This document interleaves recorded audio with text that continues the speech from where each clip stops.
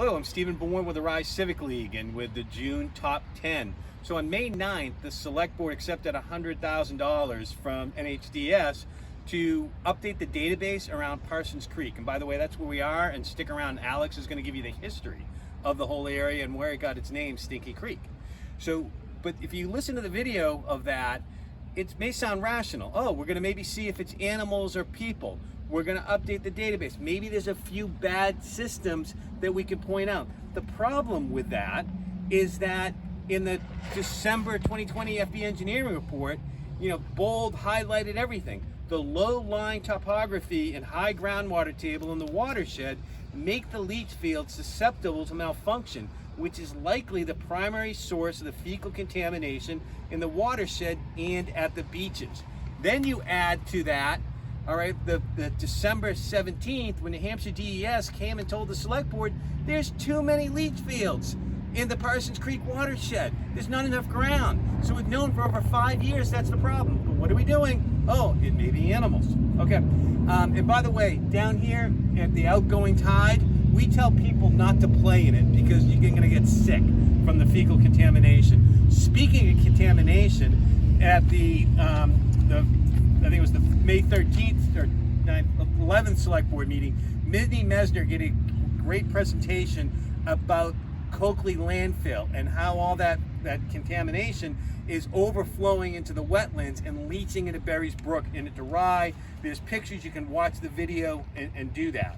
And then on Route 1 also, we don't have a date yet, but the Portsmouth DPW and then the city engineer are going to meet with the Select Board and the sewer department to try to get on the same page with possibly getting a sewer on Route 1. The long-range planning and master plan, finally, remember that survey work and everything we did? Well, in June, they finally posted that information, and now we can start seeing it, but there's still no presentation, readout, what did we learn, discussion with residents at all about that. And then Rye needs help. So Fire Chief Cotreau, he only has 7 of the 13 lifeguards. It's not a good situation. If you know anybody that wants to be a lifeguard in Rye, get a hold of the fire chief. Chief Walsh, for the parking meter people, he had 7 applications. He needs 7 people. He needs them all. All right. Then the DPW needs another full-time person. The swap shop needs help. All right. Also, there are plenty of opportunities and for volunteering with the different committees. My esteemed board member. Yeah, Elsie. hi, so I'm Elsie DeBella and I'll do the last 5. The Select Board is considering whether or not Rye needs municipal trash pickup all year at the beaches in Parsons Field, so that discussion is going on. There is a Pease Cargo meeting coming up on June 16th at 8 a.m.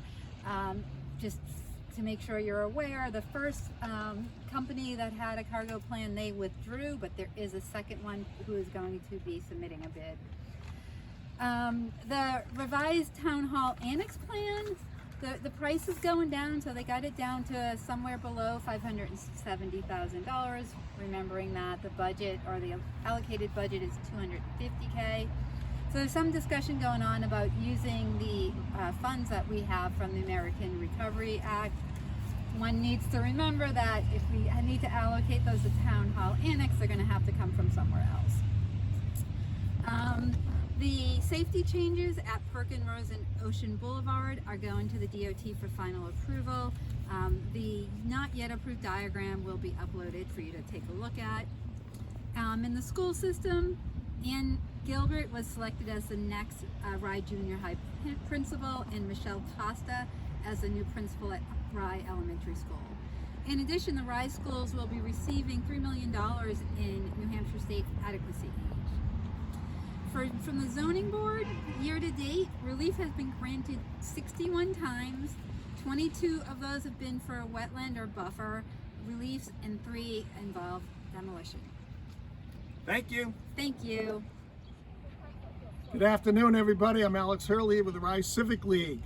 We are standing on the edge of Parsons Creek, which flows out of the great salt marsh behind me, the Wall of Sand Salt Marsh. And many of you know this area. You can see Petey's off behind me. And that has been a commercial restaurant for a long time. It used to be Marshall's Lobster Pound. And after World War II, Mr. Marshall decided he would start his lobster pound with a barge. And he tried to get it under this bridge, but it was too big, so he left it out there. So at low tide, you can see the remains of the barge, but also the remains of what's left of the Lizzie car. Part of that was excavated, and you can see that down at the Seco Science Center. But Parsons Creek, unfortunately, has a nickname, which isn't very nice. It's Stinky Creek.